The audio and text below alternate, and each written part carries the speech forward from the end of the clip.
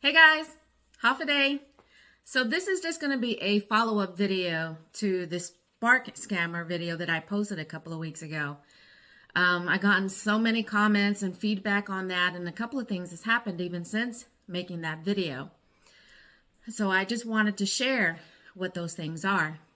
With the first one being, one of the reasons why the scammer situation can be a little bit on the dangerous side is because when you got to look at it from the customer's point of view. You're not getting the person who's supposedly on the app that's supposed to be making the deliver. They're getting your address. If you're in an apartment building with the gate code, they're getting all that information. But I did come across this video, and I'm including the link to the full video down in the description box. Sorry. But I would just want you to take a look at this and listen carefully. And because, again, I'm sharing someone else's video. There is some cursing going on. So if you do have kids in the room, just be a little bit forewarned right there. But, again, just take a look at this.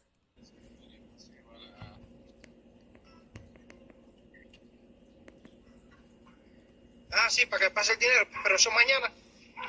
Mañana que pago. Like I said. From the customer's point of view. Where's Jennifer? Hello. Where's Jennifer? Delivery Walmart. Where's Jennifer? Jessica. Okay, where's Jessica? You're not Jessica. Where's Jessica? No speak English. You I'm sorry. speak motherfucking English because you just told me that the account said Jessica. Where's Jessica? Jessica, yes. Where's she at? You're not Jessica. Where's Jessica? Is Jessica my wife? No, go get your wife in because I'm not signing for that. I'm finna call Walmart and report it. This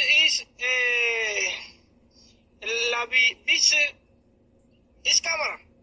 You're not Jessica. I mean, kudos to the person who made this video, because again, they're showing it from that point of view. Because too many times, especially when I make the deliveries, majority of the times it's leave at the door. So there's, little to no interaction between me and the customer. But in a situation like this, I guess she had to sign for it. But again, she's paying attention to the app. She sees the name, and she should be able to see the picture on what the driver looks like. And in most cases, even have the description of the vehicle. And right away, she looks out using her Ring camera and sees that's not Jessica. But there's also something else in reference to that video. Like I said, I included the link to the full video in the description box below. But let's take a look at what happens a little later. Driver left. And then let's see what happens.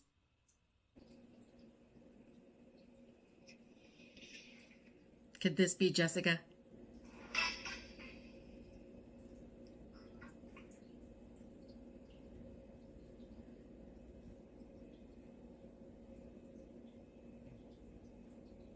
What? Hello? Hello. Yes, I am Jessica. No, the fuck you're not Jessica. And I got customer service on the phone. Return the fucking item. I'm The not confused look on her Get face. the fuck off my porch. Hi. Get the fuck off my porch. Like I said, sharing from the customer's point of view, again, she paid attention to the app.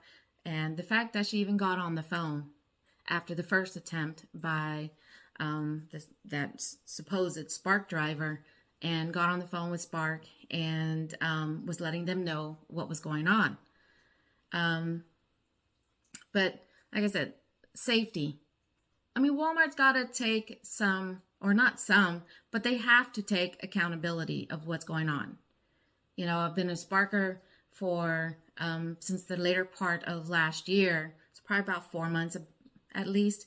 And just about every Walmart, if not all the Walmarts, have security cameras. So they see what's going on in the parking lot. They see what's going on in the pickup area where we do our the deliveries. But I mean, it's just like what I said at the start of the video. With it's not just about the scammers, you know, utilizing the app to their benefit, but it's about the safety of the customers, because they don't know who's coming to their door, and especially if they have to sign for it, they're opening up to the door to a complete stranger. And especially if they're not paying attention to the app on who the driver's supposed to be, the type of vehicle being driven, and so forth. But this same customer who just shared that video shared another incident where it was a different case. I don't know if it was supposed to be, you know, it wasn't that driver, but let's take a look.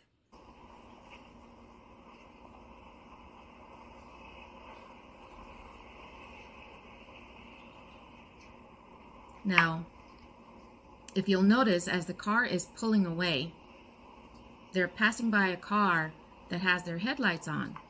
And this is where I thought was very suspicious, because not only is that car, but notice the car that just turned their headlights on. And then the other car pulls away. Now, the link for this video is also in the description box below, so you can watch the whole thing. But the scary thing about that one was, when you look at the start of the video, those two same vehicles that you see driving away not too long after the Spark driver makes the delivery and drives away, they follow them. I mean, it was very suspicious to see that one car starting to pull away and then turn their headlights on. I mean, it's like they're casing the neighborhood. I mean, who knows?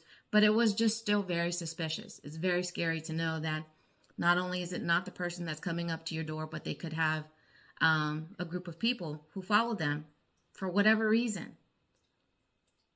But go and check out One Love's channel. They do, like I said, you'll be able to see the full video for both of those. And this is not something that I would do myself. My husband definitely tells me not to do this, you know, or even try to confront them if I see them, that I'm not to, you know, do any deliveries or try to even do Spark if they're there and I happen to be by myself, because they've seen our vehicle. They know our vehicle, and because they paid attention to the fact that we also have our dash cam. So there's been a couple of times there when we show up and they're looking right at us. They're looking at our vehicle and they're looking right at us, because not only are we recognizing them, they're also recognizing us, because we're regulars. You know, we notice that they're regulars too, but except for what they're doing, their activities is what's suspicious. You know, working as a group like that, in case you didn't see my previous video about the Spark scammers, is the fact that we see them come as a group, showing up in different vehicles, maybe not always at the same time.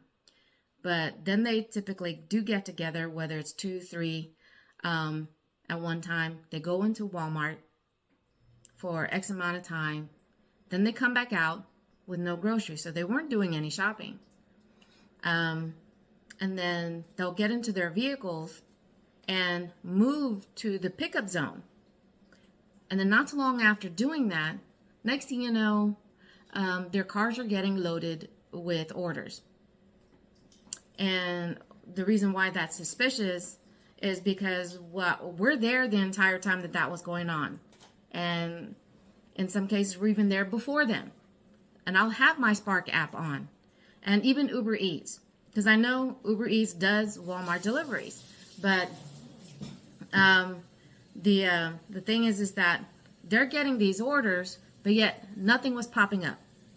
Not even a flash, you know, would pop up on our Spark app. Nothing would pop up on Uber Eats. So where are they getting the orders from?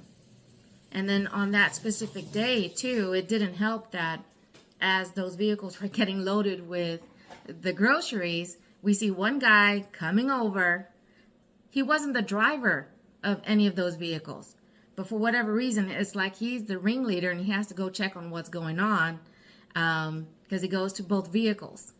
I didn't show the entirety of that, you know, the clip that I had taken, only because and I'm trying to make sure I watch out for my safety as well, and not showing who these guys were and even their vehicles. But he went to go check on both vehicles, and then he goes and walks away because he wasn't even parked there. He wasn't even one of them that was accepting the orders. So that right there was also very suspicious. And there is another video that my husband came across that has to do with the Spark scammers. I don't have the link for that one yet, but if I do, by the time I post this video, I might include it in this video. If not, it might be included in a follow-up to this one. But again, something has to be done. Walmart has to take accountability. And I guess as a Spark driver myself, that, I've called it in. I've called in to support, to talk about that app. That why all of a sudden, yes, as to be expected, January was going to be, slow because of the holidays. But even after the fact, it was to the point where the app, we get the notification. I'm staring right at the Spark app. We get the notification, but nothing pops up. And that happened several times, and I even did have a little bit of a clip of that to where we got the notification, and all you saw was like a flash on my phone, like there was supposed to be an order, but for whatever reason, it got grabbed before we could even see it. And when I called support about it, the attitude that I got from it, really was, oh, it's a tech issue, and that it's going to be logged that I called in about it. And then here recently, even my husband had gone into customer service and wanted to know, who to talk to about some stuff that he's observed himself. And apparently they're not called managers, but they're called coaches. And the only really feedback he got from that one was that they were going to bring it to the attention of these coaches. And so we don't know what's going to happen from that. So ultimately, this, as I already said, something has to be done. So at least for me, at least for my husband, because he is also a fellow Spark driver, is that we just got to do our due diligence. We just got to, observe. If you've got stuff like this going on in your market, all we can do is observe. But as for our safety, we definitely don't want to confront these people, as much as my husband would love to do that. It's been recommended that we don't even go to the area where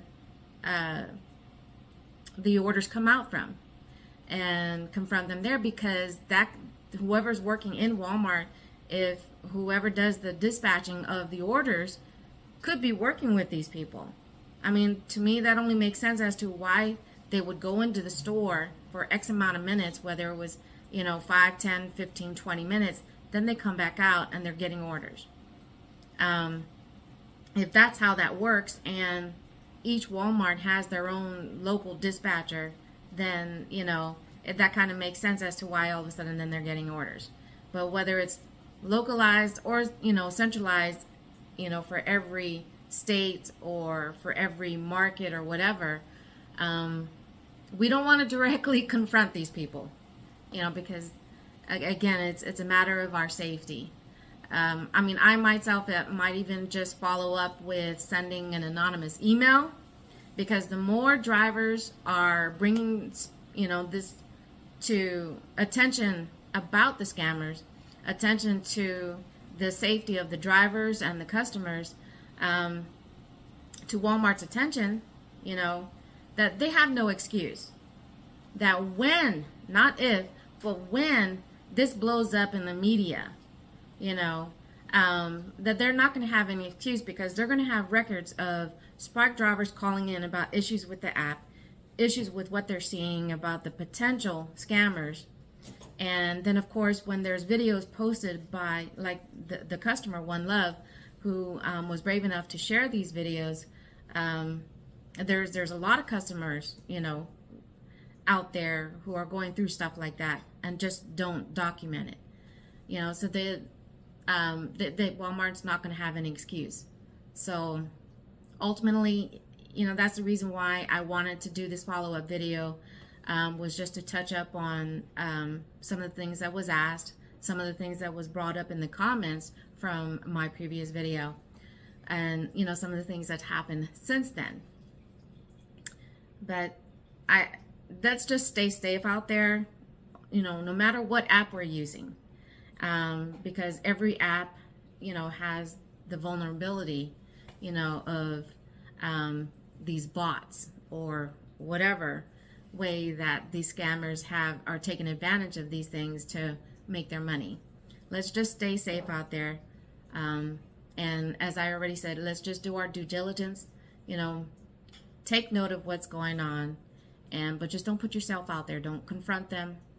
And I'm not going to confront them, and I'm going to definitely try and make sure my husband doesn't confront them.